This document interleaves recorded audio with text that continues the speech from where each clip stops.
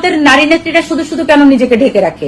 আমাকে তো মুখ দেখাতে হবে। আমার মুখ হচ্ছে আমার আইডেন্টিফিকেশন, যে আমি কে, আমার পরিচয়। পাসপোর্ট কোরআন শরীফের কোথাও নেই যে আপনি একদম পুরো মেকআপ পরবেন, হাত মোজা পরবেন, পা মোজা পরবেন, এটা তো কোথাও নাই। তাহলে জামাউলিয়া সংসদের মতো জায়গায় কেন আপনারা মুখ ডেকে বিশৃঙ্খলা তৈরি করছেন? মানুষ চিনবে কিভাবে যে বোরকার ভিতরে কালা চোর না ধলা চোর?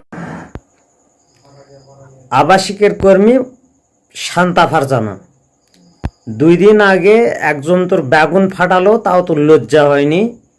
তারপরে তো তোক আর তোর কথিত ভাতার বিয়া হয়নি, ভাতার সাজা রাখিস। তো সবচেয়ে বড় কথা হলো যে হচ্ছে পরে বেগুন তো ভালোভাবেই ফাটাচ্ছে, ঠিক আছে। আচ্ছা, তুই যে বললি যে পর্দা করা কোরআনের কোনো জায়গাত নাই। কোরআনের সূরা নূরের 31 নম্বর আয়াতে স্পষ্টভাবে বলা আছে যে নারী যখন বাইরে যাবে তখন হচ্ছে পরে তারা ঢিলা ঢালা চাদর অথবা সমস্ত শরীর ঢিলা পোশাক দ্বারা আবৃত করবে। এতে সৌন্দর্য বৃদ্ধি পাবে এবং তাদের সৌন্দর্যের নিরাপত্তা বজায় থাকবে। আর কি বললি যে পর্দা করার কথা কোরআনে নাই। আচ্ছা, নেই। তোরা তো আবাসিকের কর্মী, পর্দা করা তো তোর জন্য হারাম। কারণ তোরা যদি পর্দা করিস তাহলে তোরা কাস্টমার পাবো না।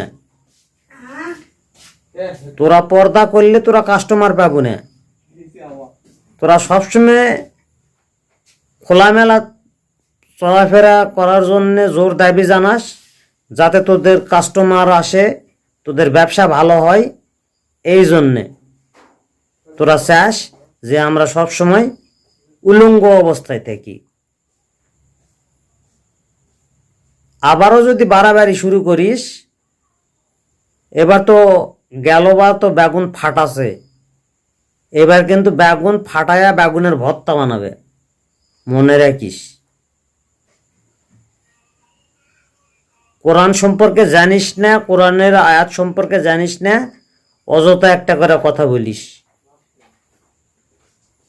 কোরআনের সম্পর্কে যদি বলতেই যাস, ভুলভাল বলে সমস্যা নাই। কোরআন শরীফ পড়তে পারিস না, তাও সমস্যা নাই, পড়া লাগবে না। তুই গুগল থেকে একটু দেখবি, দেখা তারপরে বলবি যে কোরআনে আসলে পর্দা সম্পর্কে বা বিয়ে সম্পর্কে বলা আছে কিনা।